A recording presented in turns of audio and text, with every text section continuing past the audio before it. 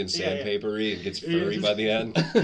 Yeah, it's like when you went to the Cleveland Zoo and you watched the rainforest get destroyed. Yeah. With hologram. Yeah. Dude, I remember the first time I took off my hat when Mickey Genosi was around. He was like, dude, what the fuck? I'm like, I don't know. He's like, even you have hair? I'm Yeah. so fucking mad. Everybody assumed I was like balding or whatever. I'm like, no, I have good hair. I'm Italian. It's just, I like wearing hats. I thought you were going to be like, I remember the first time I took my hat off, I was like 27 years old. I didn't know I had hair either. No, man, it's just, I don't know. I feel more comfortable. So, like, when I'm on stage, like, I did find, though, and I don't know if I can do it year round, but I did find that, like a beanie is better because people can actually, like, see your face more and shit. Really? Yeah. Well, can't you just turn the hat backwards, too, and Yeah, have the same effect? You look like a douchebag when you wear a backwards hat. Yeah, and beanie really is the opposite of that. Pretty much. If you flip the hat backwards, people are going to be like, he's really serious about something. Fuck, this guy all the beanie, time. cool. Yeah. Yeah. You're like, well, This at least guy he's not gets wearing. us. He's one of the people. At least They're he's like not this- wearing a backwards hat, you know. Yeah. No. Wearing a beanie, they're like, this guy skis, probably. You In know? Ohio. John, I've never looked at you and been like, that guy probably skis.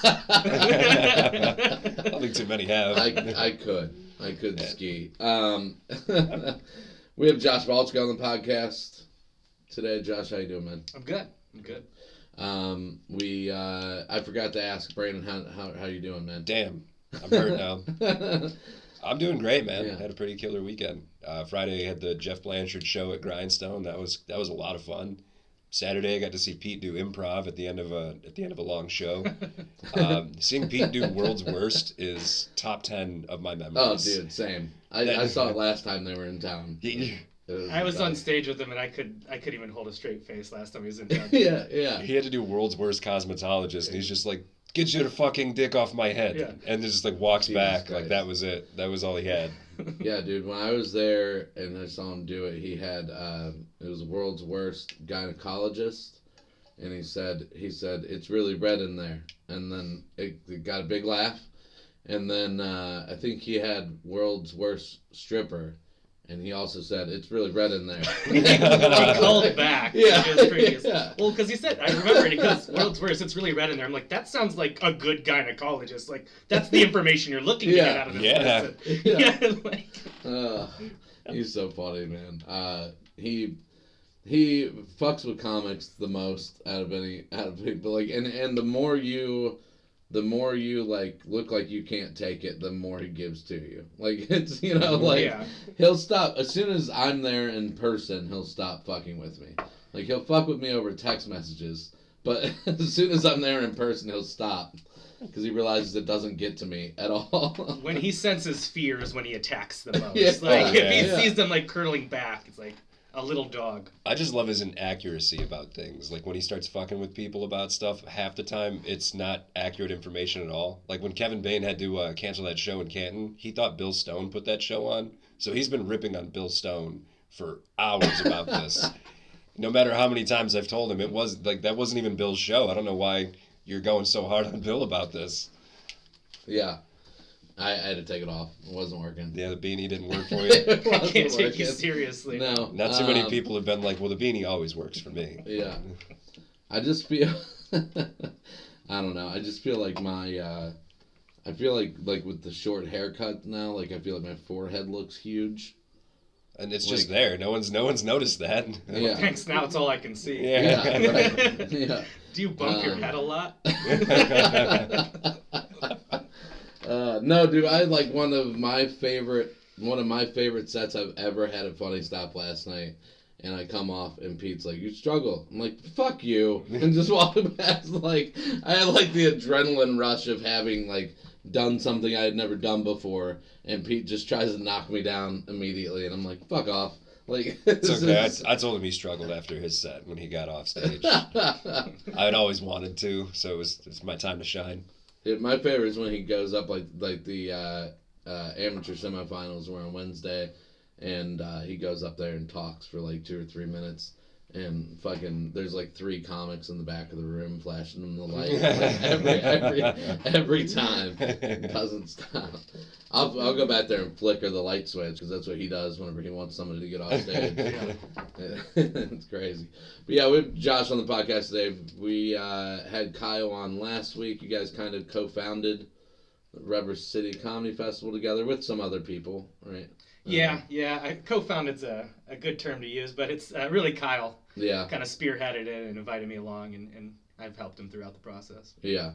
He won't admit that. I know. He sat me down. He's like, "Do you want to do this?" I would never in a million years be like, "We should make a comedy festival." Yeah. Every time I try to say somebody had a big hand or founded the Rubber City situation, everyone's like, "No, it's not that guy. It's not this guy. It's not that." It gets to a point where I'm like, "What Illuminati organization is running it?" I'm so fucking confused. It was Kyle. We sat down at the Wild Eagle Saloon in Independence. He invited me and we met there, and he's like, "Hey, I've been thinking about doing this," and he knows I have a good relationship with Pete. He's like, "I want to do it at Funny Stop, so I want you to kind of pitch this to Pete with me," and I'm like, "Yeah, absolutely. Let's do it. I've been doing comedy for 10 years. I've never produced one show in my life. I feel like I probably should give something back." Yeah. But yeah, it was really Kyle's idea. But we've both put some time and effort into it. I'll take some credit. It's made, in my opinion, it's made the booking at Funny Stop better, for one thing. Pete started to book some not new comics, but newer comics to Funny Stop that he never booked before because of it, I think. Yeah, I think having Ian finance last year was awesome because I think that's the breed of people we'd like to see be at the Funny Stop more often. Not the people that have been coming there for 10, 15 years, every single year, twice a year. It's this is fresh. This is different. Yeah. He enjoyed his experience, so he can take that back to other New York comics. But yeah, it's a good place. He's reached out to us to do it again. So getting that type of comic there is awesome. It really is. People that are not necessarily to the top, but they'll probably be there at some point. Yeah, you had Colin Chamberlain come in. Yeah. Dave Stone's coming soon. Kyle hooked that up. That's. I started listening to his podcast with Kyle Kinane because I heard he was coming, and it was really funny because he was commenting on he was advertising his shows coming up, and when he got to the Tuesday night at the Funny Stop, he was like, yeah, their website's not working right now, so but if you go to my website, there's a phone number that you can call to get tickets we're in 1985.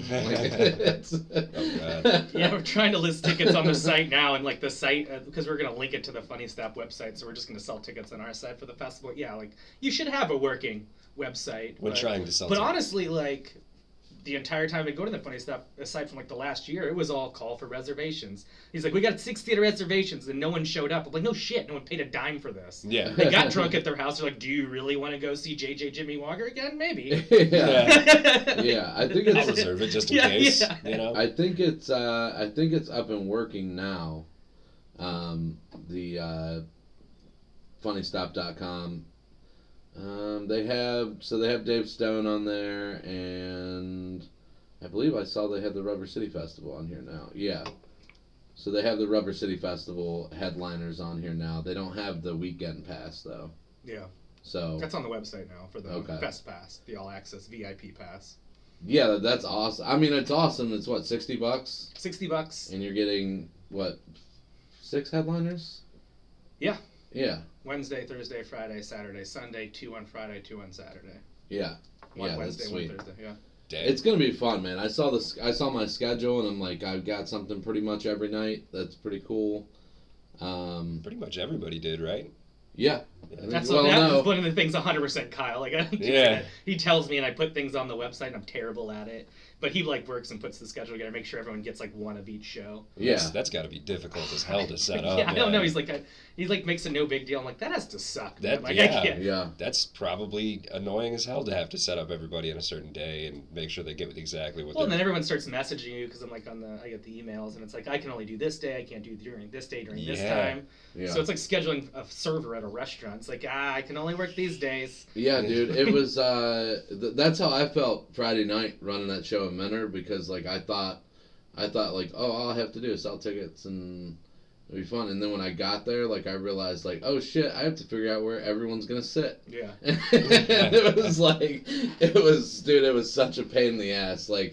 I came up when I saw Brian Kenny. I came up to him and he was like, "How you doing, man?" I'm like, "I should have gotten someone else to host this. Like, this is fucking crazy. I'm so stressed right now. Like, fuck my life." And then I got up there, like, the show was supposed to start at 8, and everybody was seated finally, and I'm like, "Hey guys, we're gonna start the show in about 10 minutes, mainly because I need a minute to calm down. I'll see you in 10 minutes." I'm like, "What's up?" And it was fun, dude. Everybody loved the show. It was everybody I talked to said they were coming back next month. So that's the Game Day Grill one. Yeah, Stadium Grill. Yeah, it's great. I'm gonna be working with Steve Guy in the Cleveland Comedy Festival to advertise and maybe get some national guys in for those shows. Steve Guy? Yeah, the Steve Guy. No yeah, way. He'll be on the podcast in a couple weeks. Yeah, you guys get to meet the legend.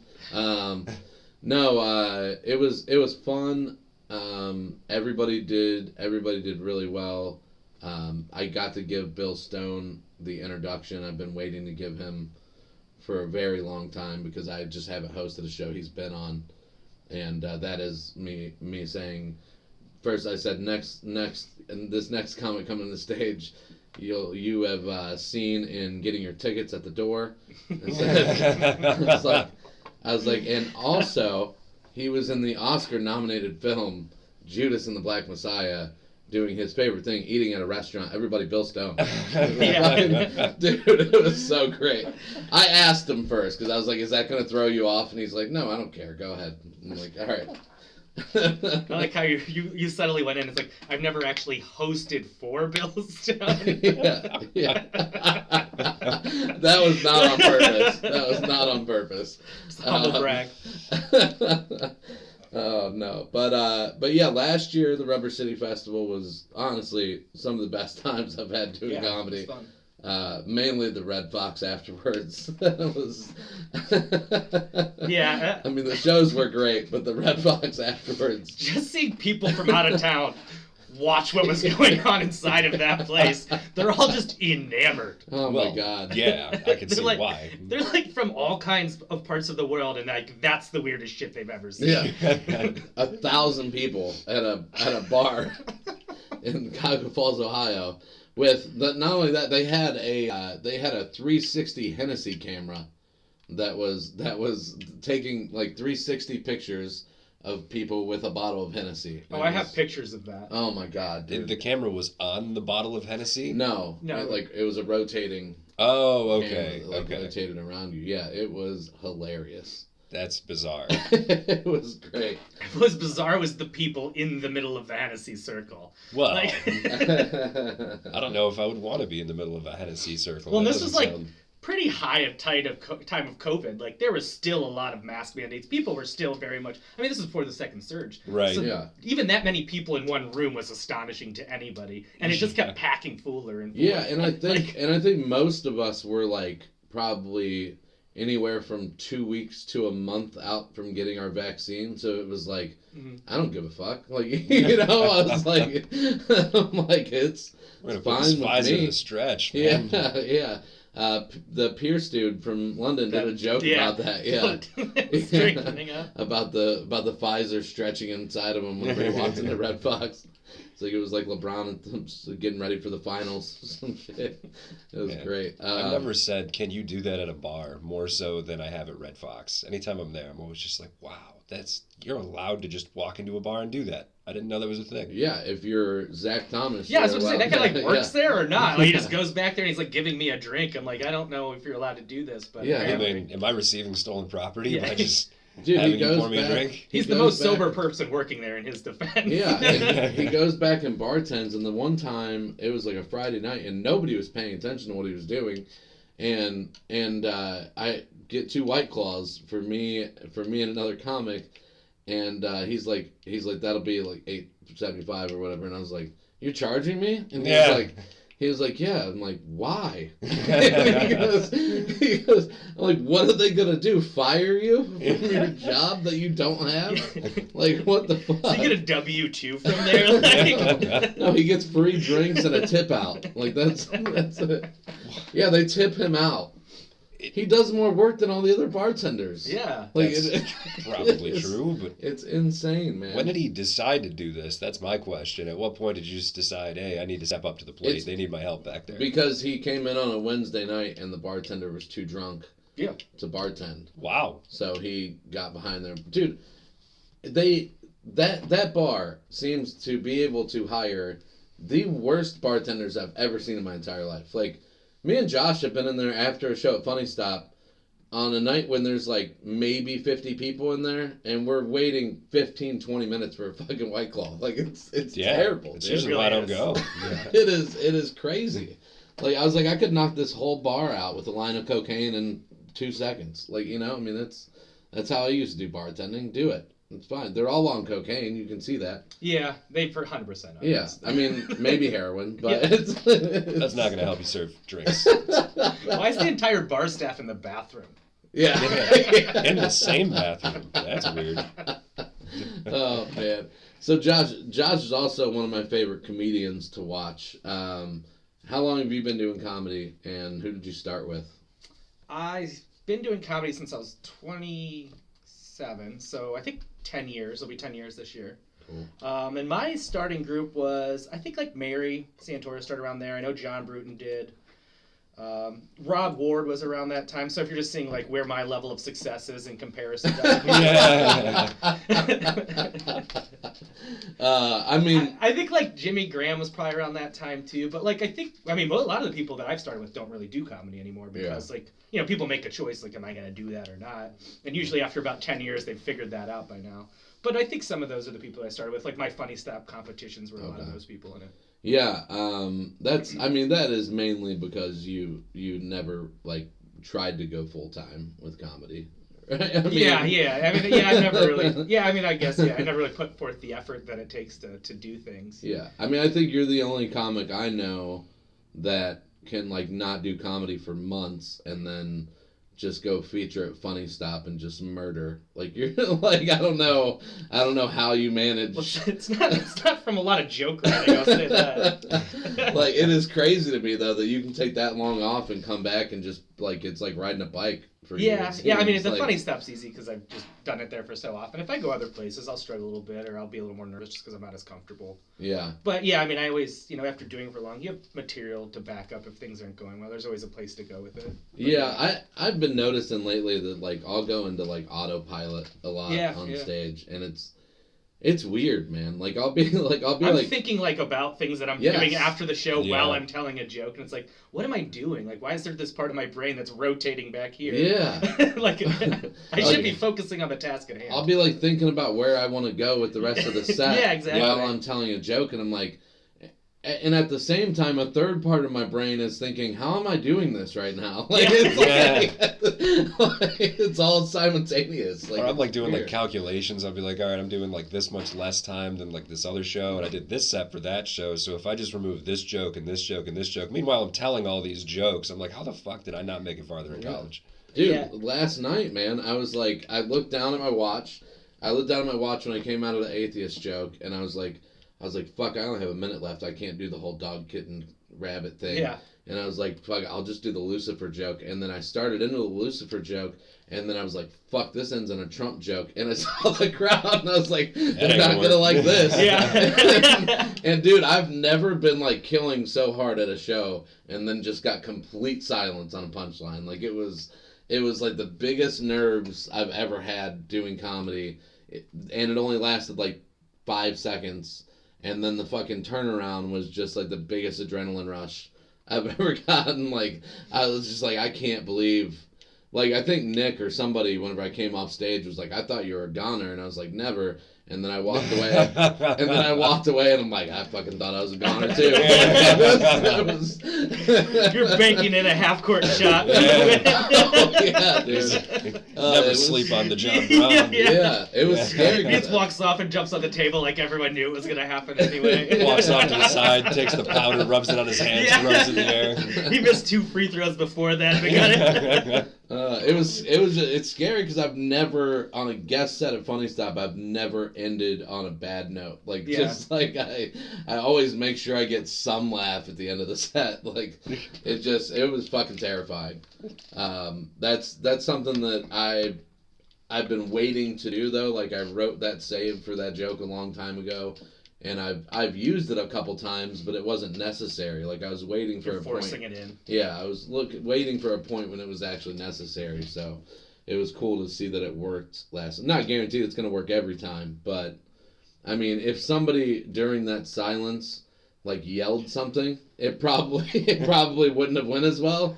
But like, I mean, so it's probably not going to work every time, but it is cool whenever you do new shit like that for the first time. Would have been sweet if somebody walked up and smacked you, though, on stage. You could have been selling out shows left and right afterwards.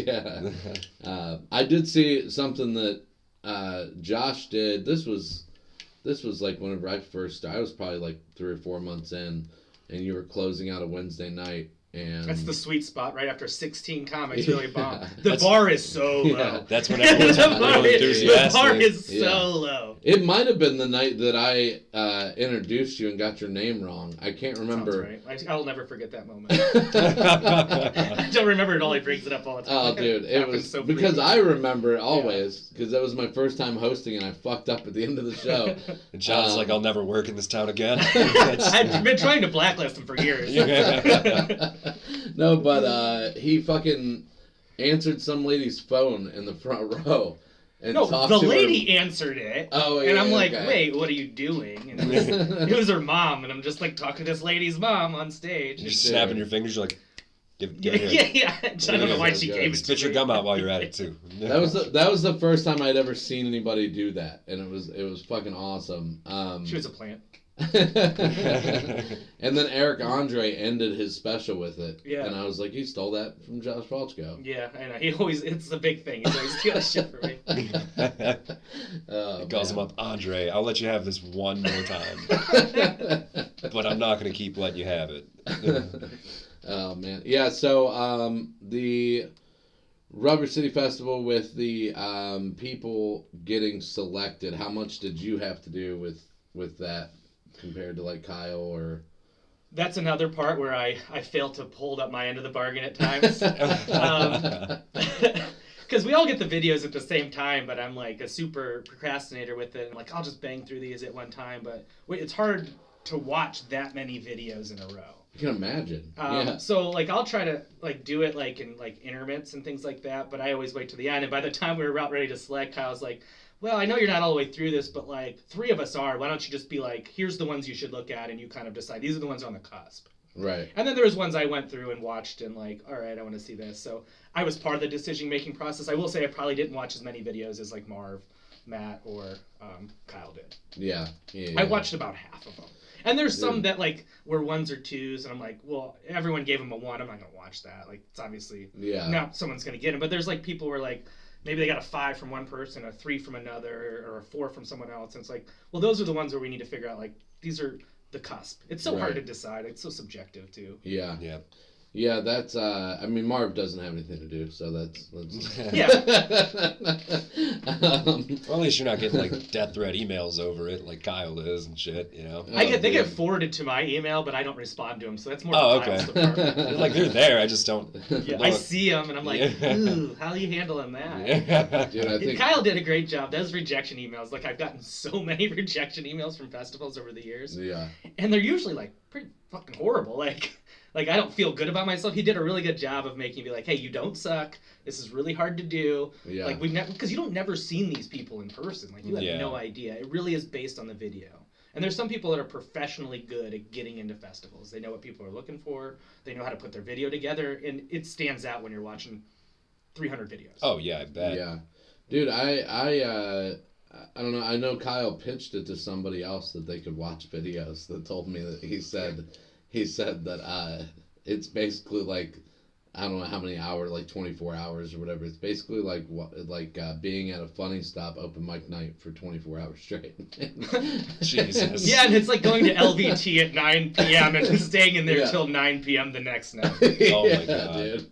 It's got to be rough, man. I can imagine. Like, dude, like we talked about it last week, but like there's people that, and I almost did it, but I didn't, that are in like comedy for like 3 months, and they pay somebody $50 to make a submission tape for them, and they're trying to submit to festivals like 3 months into comedy, and it's like, you're not, like, don't submit until you're ready, you know? Like, you can see through things that are done really well, but the person's not very, or they're green. You can just tell certain things, confidence level, the way they deliver, the way they pause and things like that. You can pick up on it quick. Is it harder the other way around if you can see that comic is pretty good, but the way they've kind of presented things, not so much? Yeah, I mean, even like people I see locally, like, where like I know they're good, but this video is not great, and it's not really a good set from what I've seen, and it's hard to be subjective in that manner and say like, all right, a lot of people are submitting to this. We have to like take out our like thoughts of like we know and like judge it on these videos. So it's hard. Yeah, I'm sure there's people that didn't get in that are great comics and they just don't have a great video. Yeah, and I'm sure there's people that'll sneak in here where maybe we'll see them like, man, that was a miss on our part. Probably had better comics to put in here. Maybe they just fooled us on this video. Yep. Yeah. But a lot of times we'll Google them and stuff like that to kind of like, all right, do they like work? Or like they have a website? Like if it's those types of things kind of go into it, at least in my manner. I want to see how, I don't want to see get fooled, like. Right, yeah. Yeah, and I've talked to some comics over the past couple of weeks that, like, were upset that they didn't get in. Sure. And I've talked to them about, like, the video quality and everything. Like, it's a big thing, and I've seen people's submission tapes, like, that they've showed me to see what I think about them or whatever, and I'm like, this isn't, like, the best I've seen you. And it's like a cell phone from like a Funny Stop night. Like it's just not like there's people that put professional videos out there, put a lot of time and effort. They're at, they're doing like a very tight set for 5 to 7 minutes where someone brings them up, pulls them down, and it has like, this is this person at this on this date, where it's just like, this is your mom taking a video with your cell phone. Like I know you're a good comic, but it's not. And I didn't mention this last week, but for people trying to get a submission tape, that I said last week to record yourself every set that you have a good crowd, but also there's an app for your phone called Filmic Pro. It's like $5, and it basically turns your phone into a professional camera and takes separate audio and and combine the two in a video editing app. It's super easy. There's free video editing apps. Brandon, I think you use a free one, right? Yeah. It's cool you guys have sponsors now. Yeah. No. No, we're just really dumb. I just should probably get sponsored. I just don't give a fuck about. Yeah, this is purely, us just wasting a sponsorship opportunity. Like pick one and have them pay you. Yeah. Well, we did have a deal, but we just never did it because we're lazy. So we did a deal with Duke Watson for his t-shirt company, and we never put it together. So we got to talk to Duke and make sure that's still an offer. Yeah, see if we want to still do that. Yeah, but Duke Watson's the tall, like curly-haired gentleman. No, that's you're thinking of Liam. Okay.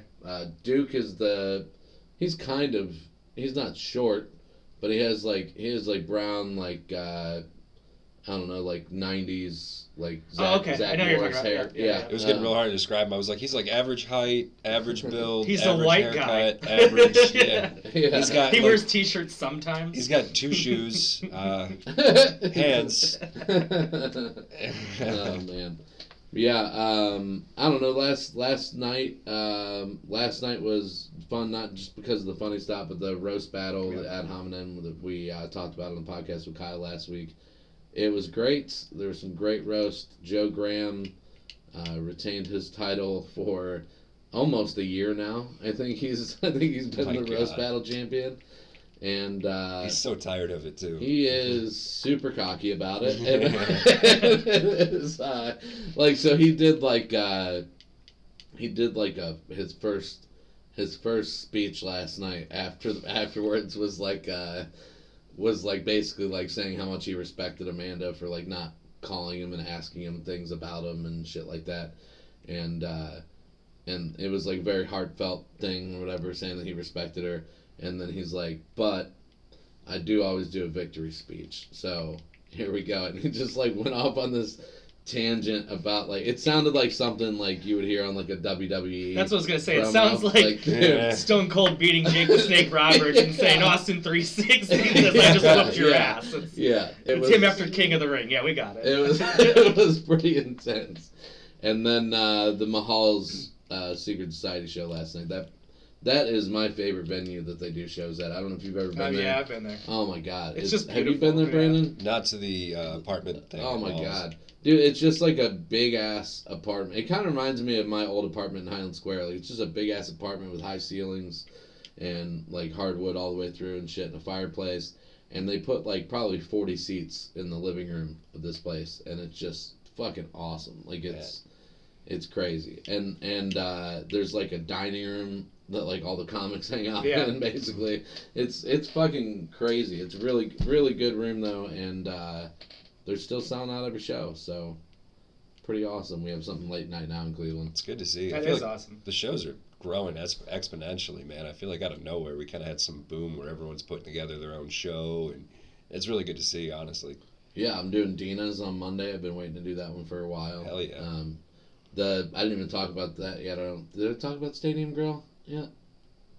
I don't know. Not a ton. Yeah, that you shouldn't have hosted it. Oh yeah. That was about as far as you got. The Stadium Grill show went great. Everybody said they were coming back next month, and next month we'll have we're having a showcase. I won't be there for it because of the Rubber City Festival, so Josh Sprague's gonna run that for me. But yeah, I was basically after the show was like, did you guys enjoy this? Did I do good? Like, yeah, I'm like, I do good. All right, well then trust me that these comics coming next month, they're like 6 of the up and coming comics in Cleveland that you need to know about. So that'll be fun, and I don't know. We'll get into some news, I guess. Let's do it. All right. What do I have? Let's see. Oh, let's start with this. This is potential breakthrough in peace talks with Ukraine and Russia, and we haven't heard this before at all. A potential breakthrough, the stage may be set for a face-to-face meeting between President Putin and President Zelensky. The lead Ukrainian negotiator saying that Russia has verbally accepted all of Ukraine's positions except on Crimea. Nothing in writing yet, but he says according to Turkey, the intermediary, Russia may now be open to a meeting between the two leaders in the near future. But this comes as Russia is on the back foot on the battlefield, at least for now. The Ukrainian Minister of Defense declaring the whole Kyiv region is liberated from the invader. But the carnage they left is grim. President Zelensky says Russian forces are leaving a total catastrophe as they fall back. They are mining the whole territory, he says. They are mining homes, mining equipment, even the bodies of people who were killed. And there are so many on the street, lying here on the sidewalk, everywhere you look. Human Rights Watch saying tonight they have documented cases of Russian military forces committing laws of war violations against civilians near Chernihiv, Kharkiv, and around the capital. Rape, murder, and other violent acts against people in the Russian forces' custody should be investigated as war crimes, the organization says. In the commuter town of Irpin, once connected to Kyiv by the now infamous bridge, people coming above ground for the first time in weeks. The Russians took our cell phones, Oleg says. It was impossible to get a signal. Mikhail says his father died on March 6th, his nephew on March 11th. He was helping evacuate people, he says, and came under mortar fire. We buried him here. But there is some relative good news out of Mariupol. Ukrainian officials say about 1,200 people were evacuated from the besieged city in private transport, 300 more in buses. Across the country today, Ukrainian officials say 4,217 people were evacuated to safer ground. And elsewhere tonight, Pope Francis traveling to Malta, condemning the war in Ukraine and saying a visit to Kyiv is on the table. Well, if the Pope condemned it, then... Yeah. Then it's a no-no. It's almost over. No. You think they were like, a little late? Yeah. Where you been at for the last month, Pope? Yeah. Did you have to think about this? He's March Madness bracket was busted, so he can come out now. Dude, it's just like every week you hear this shit that like peace talks are progressing, and then like while peace talks are progressing, they're just like bombing the fuck out of your Ukrainian towns, and it's like, obviously, like, they're not serious about peace talks. Like, no. I mean, it does kind of seem like a Hail Mary effort on Russia's end. If they agreed to all of the other Ukraine stipulations that they're holding up on this last one. I think they're just kind of shelling, hoping that maybe Ukraine will budge a little bit. But yeah, dude, they're losing the war against a country that has nowhere near the amount of money that Russia Oh, has. no, I'm sure they thought this was going to be a rollover. They're going to just crush them. But it reminds me of, like, the Guardians talking to Jose Ramirez about contract extensions. Like we know they're really not doing it, but it makes people feel a little bit better when people say they are. Yeah. But it's not. It's 100%. Like, this is them trying to get some face back on it. Yeah. It's exactly like the Guardians talking to Jose Ramirez. Like, we know this isn't happening, but you're trying to make us feel better about it. That's exactly what Zelensky said. He was like, don't worry, it's just like Jose Ramirez and his Guardians. I did hear they extended, what's his name, the closer. Clase. Yeah, I did hear they signed a 5-year extension with Clase. And I just think that's how you pronounce his name. I don't know that for a fact. Well, you're known to I like how I've turned this into the Facebook. Yeah, right. We went right over the Ukraine-Russia thing and started talking about the Guardians. Yeah, like, that's important and all, but baseball season's coming up. But it's the same thing. It's like they're just posturing like, hey, this makes people feel better, but that's really not, the case. They don't feel any differently. They're trying peace talks only because they're losing and it looks really bad. And their people need to be like, oh, well, we should end this, and he's got to give them something. And it's not even like they gave him a date. They were like, Russia may be considering.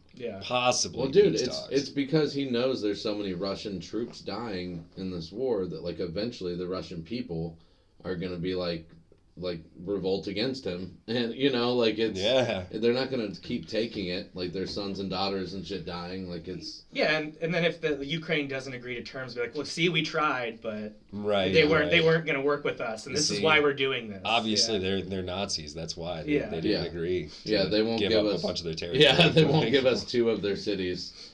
So how long do you think before Ukraine flips the script and they're like, all right, you have to supply us with like vodka now, and then we'll not invade you? They just take Moscow. Ukraine goes to expand. We're feeling pretty good about ourselves right now. Why aren't we taking more? Yeah, the whole world's like, maybe Zelensky's not what we thought he was. Pump the brakes on Ukraine. Zelensky just has a meeting. He's like, everybody, they've surrendered. We get Crimea, and we have our own WNBA team in Moscow now. So the Crimea Rivers. Yeah. I mean, I think that was underrated. I mean, I think as much as we've been helping them with weapons and whatnot, like, I think they could maybe include Brittany Griner in the peace talks. Yeah, she should be. Let's get her back. That's But she gets to keep the weed. I still don't know that she had weed. I don't think she did, but it's irrelevant to me. It would be a pretty bold move because now they have to supply the evidence. Yeah, it's fucking Russian customs agents, and everybody's just like, oh yeah, that's a fact. Can't trust them. Who can? Trust them? Right. Man. Well, I didn't want to talk about this, but we kind of have to. Chris Rock broke his silence at a show about the Will Smith thing. This is from ABC News. Overnight, Chris Rock breaking his silence in the wake of the Will Smith Oscars slap. In this audio obtained by Variety, Rock publicly addressing the incident. I don't have like a bunch of about what happened. I'm still kind of processing what happened. So at some point I'll talk about it. ABC News entertainment producer Anastasia Williams was in the audience at Rock's performance in Boston last night, his first since the Oscars. She says Rock got emotional as the audience gave him a prolonged standing ovation. He started to get visibly emotional. He wiped away some tears. He was smiling, but you could tell that he was really overcome by the moment. But the performance was not without incident. At one point, a heckler interrupted Rock. Chris definitely noticed that person because he actually stopped the show, and he said something like, is this person going to take out a gun and out of his pocket and shoot me? Which I think was half a joke, half what's kind of going on. Chris Rock's personal security came out from the outside of the curtain and kind of stood by just to see what was going on. The person was escorted out, and Chris went right back into joke telling. In this video, where was the Oscar security? Right. Yeah, there's more security there. They forgot to include recently purchased security. Yeah, dude, This was funny because it was like Chris Rock finally addressed it, and it was just him saying that he's not going to address it. Right. I'm sure this is tough for him because they have. I mean, I'm sure you guys have seen the shit on Facebook or whatever, like the string of pictures of him and Will Smith. Like, they've been friends for a very long time. I would assume. I mean, they kind of got famous around the same time, and I mean, right. Probably hung in the same social circles. I mean, they were both in comedy of some sort. Yeah, I would assume. Yeah. This was just Will Smith breaking and trying to prove to his wife that he didn't think a joke about her was funny. That's. I mean, it's got to be terrifying to be Chris Rock right now because you got to think every show you do, you're probably kind of thinking like people are gonna want to get likes and views, and if they come up and do something to me, then that's gonna be a big thing. Like, I don't think every comic in the world's like, oh, I'm worried about being on stage. No one gives a shit about us. Yeah, right. But like him, like that's like something that's hard, and that probably takes away the confidence level he has to stand up there, which he's built up over his entire life. Yeah. Like, it's got to be really hard. That's like, the thing. Like, I can't imagine it. All these comics we're like posting about that shit. Like the people, we have to worry about this on stage all the time and blah blah blah. I'm like, you don't have to worry about shit most of the time, and if you do ever have somebody charge the stage on you, like, you have the mic stand. Like, that thing hurts. Like, just honestly, use the fucking mic stand. Like, someone charges me on stage, like, best case scenario, that is going to blow up on the internet a little bit. That's going to be some good publicity. I mean, it's just got to be at least a justifiable joke. Yeah, or just, like, make it funny and just, like, grab the stool and use it to keep them away. Yeah, like a lion tamer. Like, Back. Yeah. But Chris Rock had nothing. Yeah. He just up there by he just kind of leaned into it. Yeah. You got to give him credit for just putting his hands behind his back and bracing for that and not retaliating, and, in fact, not even having Will escorted out, or anything like that. I thought that was probably the most mature way to handle it, but... Yeah, I was impressed that he didn't, like... It's just like, wow. Right. I just thought it was great that they still gave Will Smith the Oscar afterwards. Well, they said that they had asked him to leave, and he was like, no. And they were just like, okay. And just, like, left. Well, he's Will Smith, I guess we can't do anything. Hey, man, he was I Am Legend. I can't escort that guy out of here. He is legend, He's a cop in, like, 3 movies. Guys, he's Hitch. We're not getting Hitch out of here. And we have this one about... Floridians reacting to Disney's wokeness. This is from Fox News. I've been going to Disney for a long time, and we're tired of the extreme changes that they seem to think are pleasing everyone, when if they actually spoke to the people in the park, they'd find out they're not.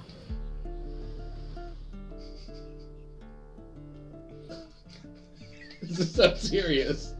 What's the music? This is Tiger King. When our annual passes expired in February, we did not renew them because of our displeasure with the way Disney has gone overall, not just on that particular issue, but on all their wokeness.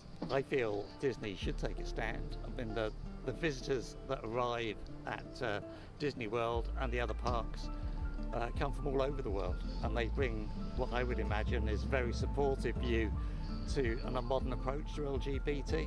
I think they need to stay out of politics. Well, it is Disney's constitutional right of being in this wonderful country.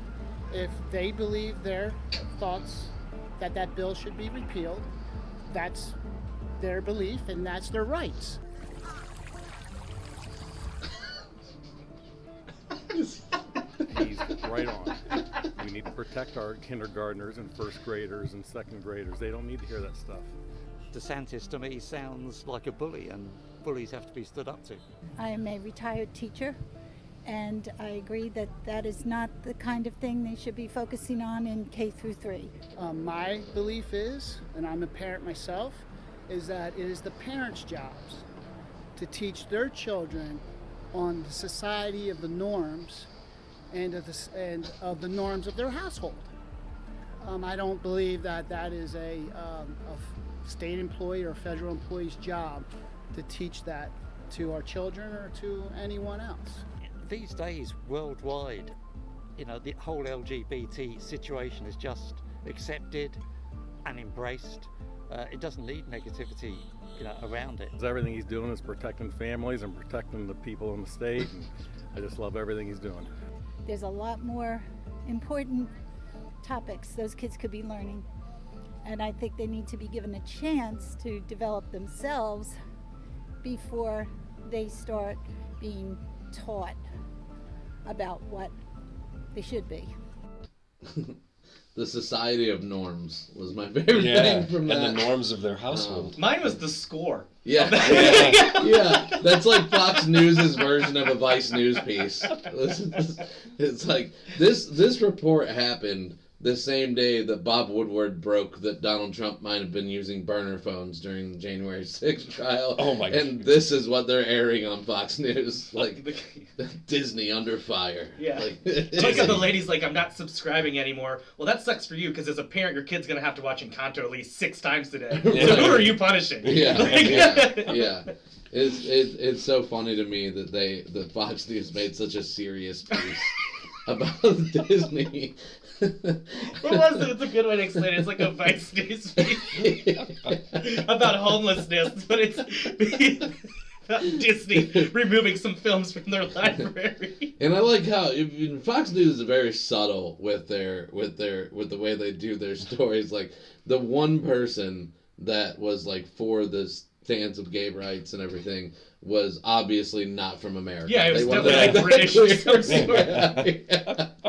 Well, hey, in America, get them out of here anyway. Yeah, Disney has the privilege to be in this country. It's not a person. It's a corporation. Like, what are you talking about? They're like, what, Mickey Mouse gay now? Yeah. The one guy got me. You know, they're doing a great job to protect us. Yeah. From what? Yeah, dude. My parents went to Florida for 2 months, and they came back, and I had to reintroduce them into the world of reality, because Florida is not anything close to the rest of the country. No. It's like, Mom, put the bath salts down. It's not like that up here. It's just like, it's nuts. Like, there's some shit, like, they go to Florida for 2 months every year, and they're not Fox News people, but they come back with like some Fox News talking points, and I'm like, no, look, this is on this channel that you guys hate. You know, like, look at what you're saying. They're riding in with a Trump 2024 flag on their car. Like, where did you get that? No, my parents are like pretty liberal, but it's just like when they're around those old people in Florida for 2 months, it just changes them a little bit. And I just have to like bring them back down a little bit, because they're the only ones. Both of them are the only ones in their family that are liberal. Like, their brothers and sisters are all Trump supporters basically, and it's just, I think the only reason why they're not is because I lived with them for the entire pandemic. Like, it was so like they didn't hear all the bullshit constantly. They heard me talking to them about what was actually happening, or what CNN told us was actually happening. I don't know. Yeah. The deep state. Anyone That's know? what it is. Yeah, the deep state.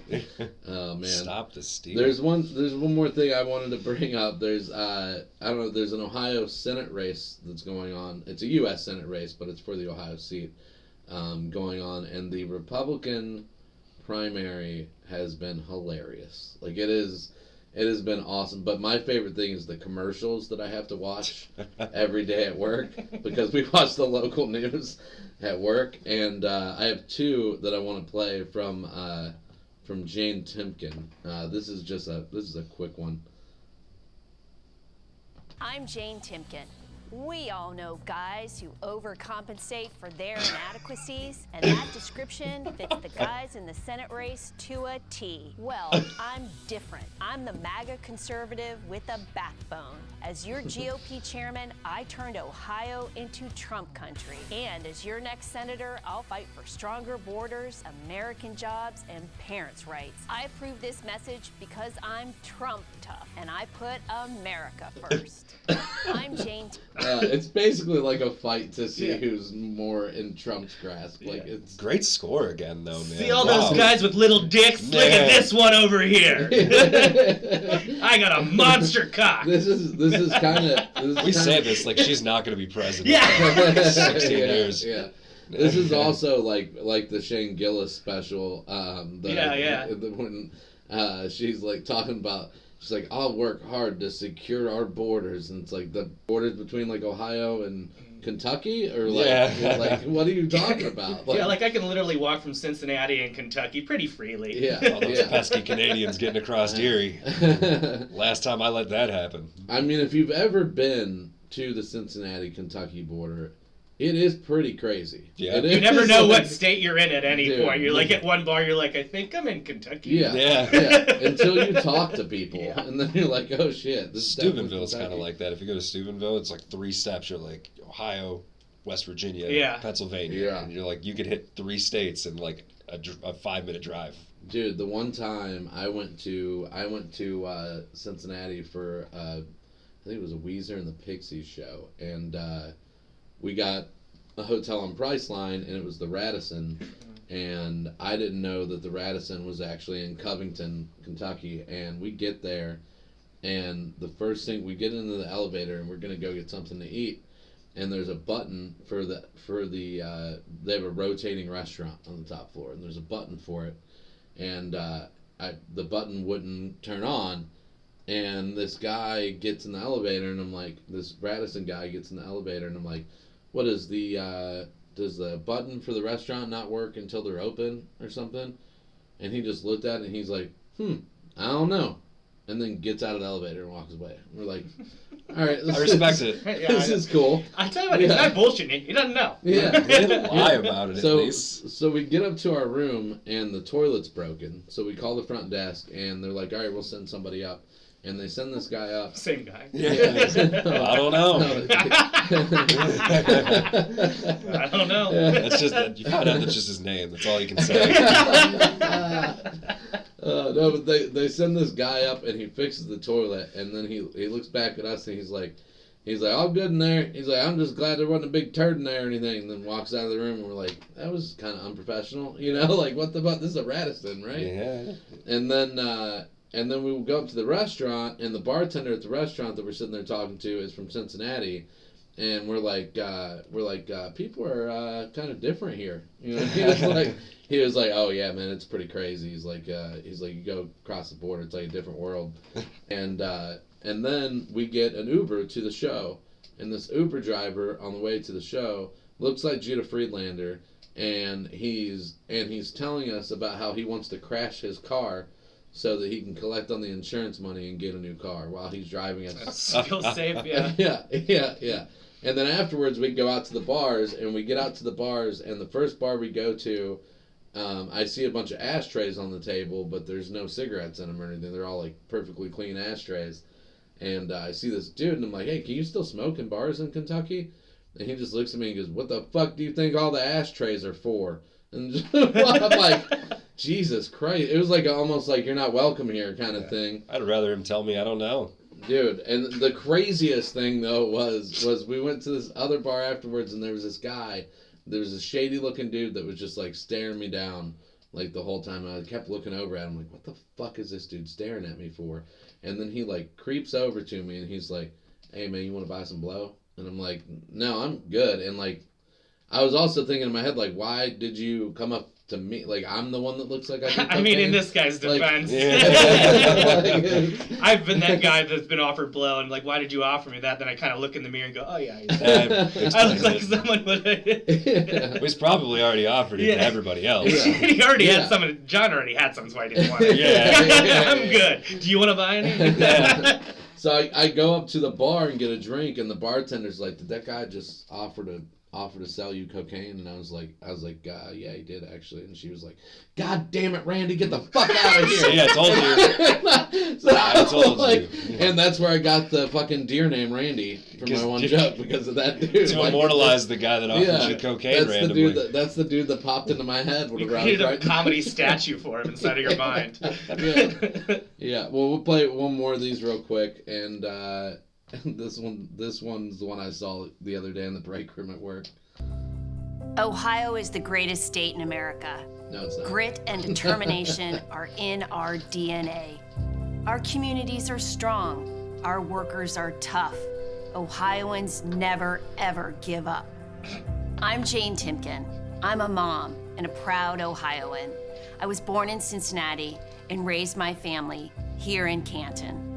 When I look at Washington today, I see threats to our freedoms that will jeopardize the futures of my kids and yours.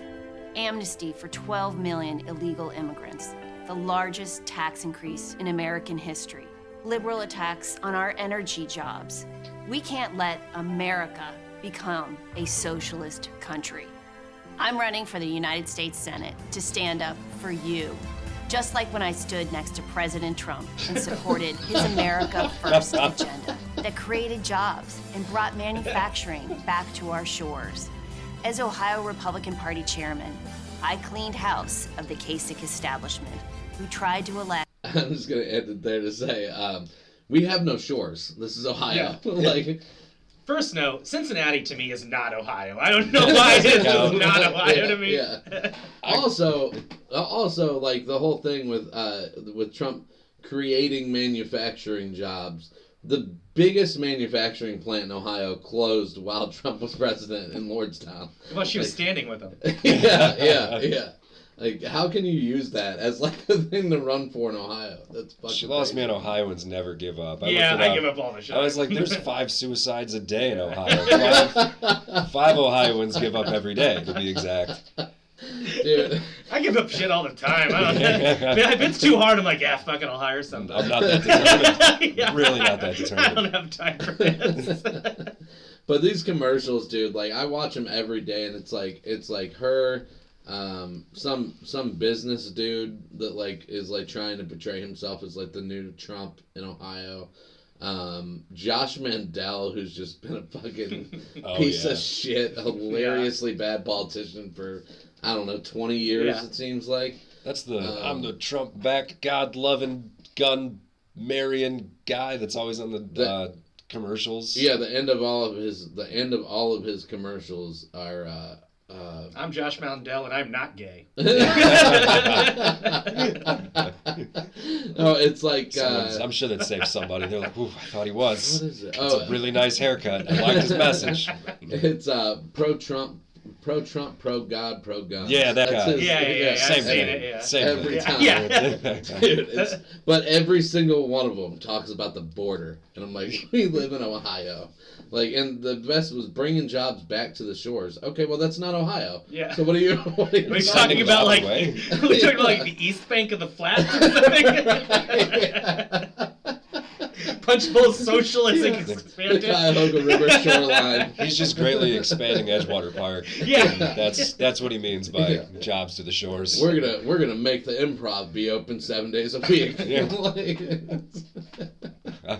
Oh man, no, but we'll get to Josh's comedian here, Mike Birbiglia. What is it about Mike Birbiglia that makes him one of your guys? I don't know. Like I said, it was like that whole like wave of like the Comedy Central presents. Like when I really started like loving comedy and watching it a lot. And he was like towards the end, so I was a little bit older when I saw him. I think just like the storytelling aspect of it, like the way he kind of like delivers, and it's like so like subtle the way he like has this delivery, so it's very distinct, like the way he tells jokes, and like whether like I would ever do it that way, it's just like I like the way he kind of surprises you and delivers things in funny ways, and he calls back a lot, which I like. Yeah, his last special was just like all one big story. Yeah, and it was funny. It was great, but it was more... I actually haven't listened to him in a long time. I'm thinking more like when he first started. It's okay. One of the ones, like I was picturing mine, I remember his Comedy Central Presents for whatever reason when I was watching it. Yeah, and he made a great movie. Sleepwalk with Me?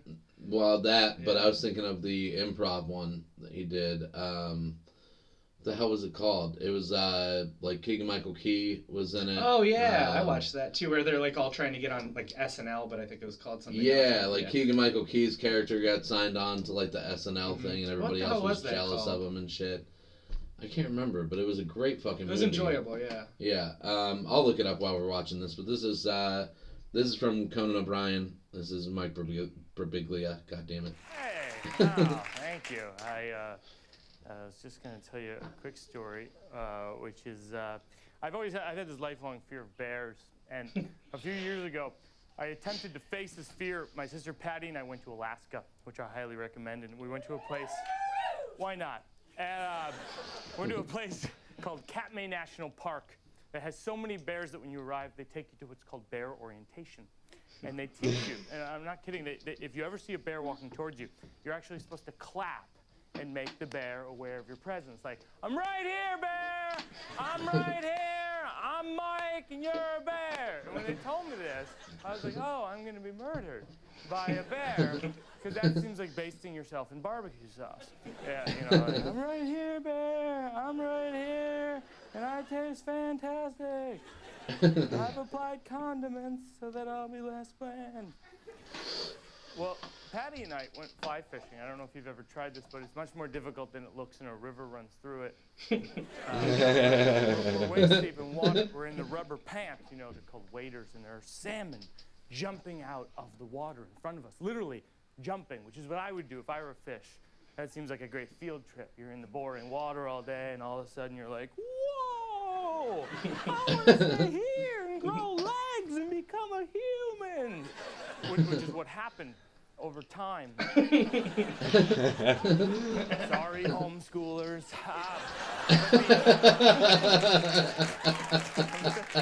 The salmon are jumping out of the water, but I can't catch them with the rod. There's this whole kind of conductor maneuver with fly fishing. If you don't catch it, you feel like an idiot. You're like, I should have brought a net.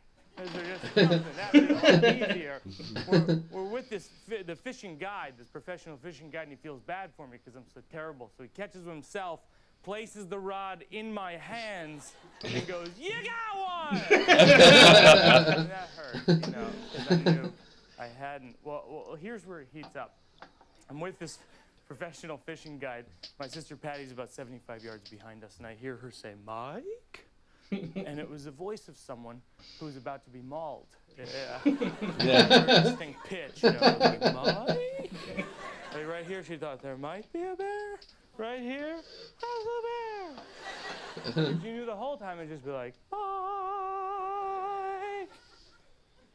I turn around, there's an 8-foot brown bear walking towards her in the water. Very surreal because he wasn't running. You know, he wasn't like, I will murder you, rah! He was just like, I'm a bear, etc. Well, here it was, my greatest fear in my entire life, and I was proud of myself because I built up the courage to say, guide, do something. And the guide snapped into action. He sprinted over in the water and he goes, yeah, yeah, yeah. And the bear walks away. He's like, all right, I'm a bear, etc. And I was very relieved that my sister didn't get mauled, but in retrospect, I was a little angry at the guide. I was like, you know, you didn't tell me about the Yaha plan. You just told me to go, I'm right here, bear, I'm right here. My name is Mike. It's like he gave me the bad parachute. Everybody's chute goes off, and then I have the multicolored gym class parachute. I'm like, this doesn't do anything except build team skills. All right, now you go under. Now you go under. Dude, that's so good, man. That's one of the ones I love because I love the line, I'm a bear, etc. All the things that go along with being a bear. I'm here, bear. Yeah, that's called Don't Think Twice, the movie with Mike Birbiglia. Great movie, but yeah, he's a great comic. That his last special, like I said, was more of like a one-man show, but it was still really funny because it was like had like a theme throughout. It was like all one big joke, but he tells stories fucking phenomenally. Like and he's clean. Yeah, it's fair because he could be on a lot of stuff and it would still be very funny because he doesn't really get dirty or anything like that. I think that's why you used to see him a lot growing up while he was on TV shows and things. Yeah, I think him and Nate Bargatze are probably my two favorite clean comedians. Like you don't really realize they're clean because they're so good. You know, you're not thinking about it. Yeah, it's like I think. I respect him and everything, but Brian Regan, like, I think like when you're watching him, you realize that he's being clean. Like, you know what I'm saying? Like it's like purposefully. I think, that's another person that around that realm of comedy 100%. Jim Gaffigan, who's clean and like that's another person I don't really think about him being clean because like I'm laughing at like some of the ways he does it, but they're all very similar in that sense. I think it's probably just the way you had to be to like be successful during that time. You probably had to be. Or at least it made it a lot easier. I'm sure. I'm sure. Yeah. My favorite was Mitch Hedberg. Comedy Central Presents. That's the upper echelon, the peak of it all. Yeah, that was. I had the album that came out from that, and it was That's the first time I became obsessed with comedy. Was whenever I was down in Texas my junior year of high school, and we were driving around my old neighborhood smoking, and my one buddy so was cool. like, I know, right? It's just so cool. The pause was good. I thought the timing was impeccable. We're driving around the neighborhood. All right. Dun, dun, smoking, like we do in Texas. It would have sounded really cool with that Fox 8 soundtrack. If you would have gave a story with that. Hell yeah. Was it just a brisket in the back? You guys weren't even smoking weed? Right, yeah. Bill Stone was back there. Yeah, he was filming his next podcast. Dude, that is one thing, way off topic, but that is one thing that, like, nobody in Ohio makes like they make in Texas is the barbecue brisket. I'm sure there's a number of things that nobody in Ohio makes next to Texas. Dude, chili, fucking phenomenal. But anyways, we were driving. What were you doing? We were driving around smoking, and my buddy was like, you guys want to listen to a comedy CD? And we thought like Adam Sandler or something. Like I didn't really think people listened to like comedy albums back then, and he pops it in, and it's Mitch Hedberg, and it was the one with the stand up bass in the background, whatever. Yeah. And we were just fucking dying laughing, and he just instantly became like my favorite comic, and I became obsessed with stand up at that point. Very, very similar story. Like I always say Mitch Hedberg, but it's so weird because like you're more similar like in kind of like the way your delivery is. Like I don't do anything like that, and that's not the way my brain processes it. But like the idea that like you could just start to turn things and make people laugh, like using your brain to like, this is the setup, and then this is kind of how I'm punchlining it. And it's like kind of like I saw the process of it a little more. Yeah, I think like my two favorite comics like of all time have always been Mitch Hedberg and Mark Maron, and I think like my brain works more like Mitch Hedberg, but like I like formed my comedy writing more off of Mark Maron, which he doesn't even write. So like that's he just like thinks of an idea and then goes on stage and works it out, which is insane to me. But yeah, like I think I write more long form, more like stream of consciousness. Yeah. Like somebody said whenever they saw me, they were like, it's like you didn't write anything, like it's like you just all came from your head, like it was all tied together and shit. And that's from Mark Maron, but like the absurdity of my brain is definitely from being a Mitch Hedberg fan for so long. Like, kind of had the reverse, man. Like when I was really young, I saw the Steve Burns special. I can't remember the name of the special, but it was on Comedy Central Presents. It was the one where he did jokes about being half Asian and living on an island called Half Asia with Keanu Reeves and like a bunch of other famous half Asians. Outrageous. Tiger Woods and him playing golf on the beach, whatever. But like I got into like long form stuff like that when I was younger. And once I started getting into like Mitch Hedberg and Jesselnick and Carr and stuff like that, kind of became a short form person. Yeah, Mark Maron was my favorite when I was a kid. Like I watched him on Evening at the Improv when I was like 5 years old. I think like with my dad, because that was the thing with my dad. I think it was Saturday nights when they had Evening at the Improv. It was on like after SNL, and I used to like stay up and watch it with him. And it's weird to me now that like Mark Maron was one of my favorites. That's odd because there's like no one felt that way, I guess. Well, and like he was doing like political shit, and there's like no way I knew what it meant. So I think I just like liked his like delivery and like his bitterness and anger was like seeping through in the 90s.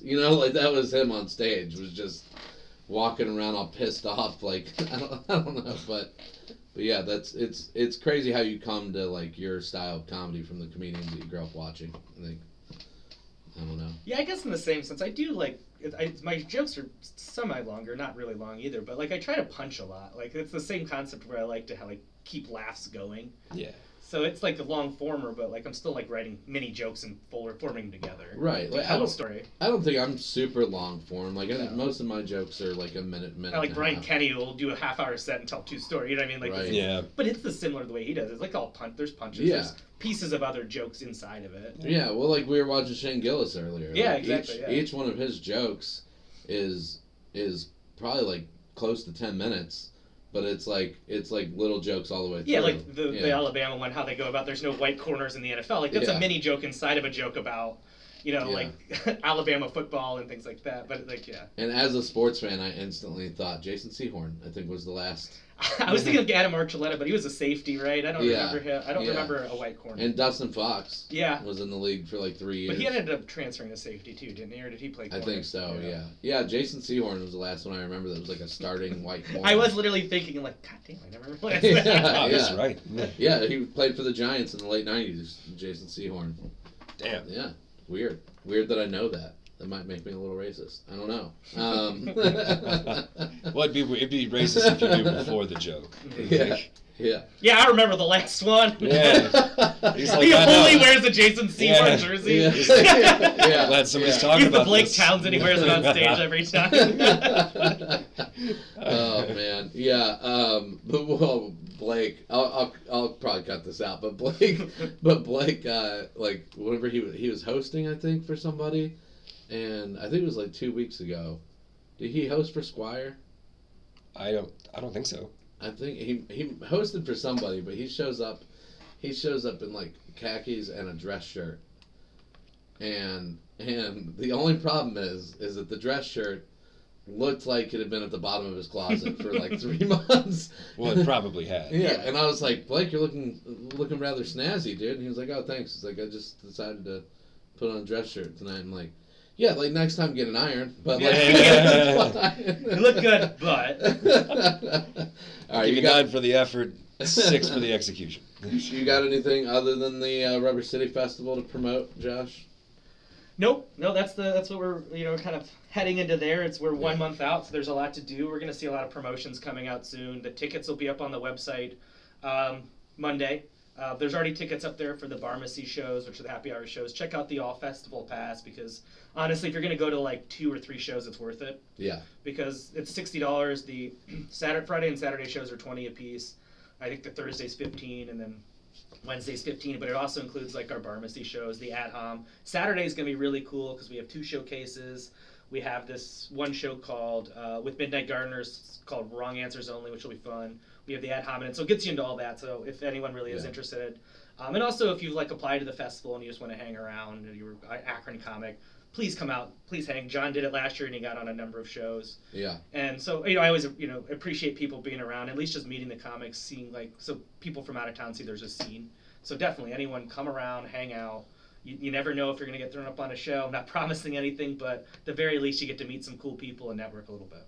Yeah, and we'll probably do, I think Dave Herron's doing an axe throwing event. Holy shit. There's no way he's not going to be wearing that big bear coat he has, right? For sure. Yeah. And I'll probably one of the days host a cigar smoke at Tony's. Yeah, Ray wants to go up there too. He's already talking about it. Ray Roberts, sorry. Who is Ray Roberts? It's Ray Roberts. He's a St. Louis comic. We have to promote him on everything or he gets really mad. But no, everyone keeps asking who he is. It's not really our fault. Yeah. But do you have anything to promote, Brandon, coming up? Yeah, man. I got a whole cool week coming up where I got Not All Saints on the 13th, and then the Erie Voodoo Brewery is the 15th, and 16th is Erie Movie House. So that'll be a cool week. And then other than that, I just want to look forward to the Rubber City Fest, man. Sounds dope. Hell yeah, you have a lot more on your schedule than I do. I didn't even promote Grindstone either, man. Yeah, Grindstone's every Friday now, right? Every Friday, headliner every Friday. Yeah, I'm in Columbus next weekend, so nobody's gonna go to that. I have for like comedy, or are you just like I'm doing a show with Tyler Ross in Columbus. Yeah. I'm going for a Menzinger show next week, so that'll be cool. Oh, cool. Yeah, the 23rd of April, I have the show in Madison at Joey's Italian Grill, and then the Dina's is tomorrow, so you're not going to go to that. And then May 6th is the next show at Stadium Grill. That will be John Armstrong, Tanea Timmons, Bob McClure, Jimmy Killius, Brian Sternick, and Joe Graham. So that'll be a great show. Get tickets for that fast if you want to go, because pretty much everybody at the last show said they were coming back, so I'm expecting tickets are going to go fast because it was sold out. So get tickets for that. And Rubber City Comedy Festival, I'll be there. That's Brandon will be there. Everybody, I think everybody from the area that's in the festival we've had on the podcast. Awesome. And the rest of the committee we'll have in the next couple weeks. So, but we'll probably have Farkas back on. He runs a couple shows anyway. He's a big part of it. He'll be running the matinee on Wednesday night and helping with the pharmacy shows. Yeah, I think that's it. I'm gonna end it there. I might cut that out too. I don't know. Just leave it.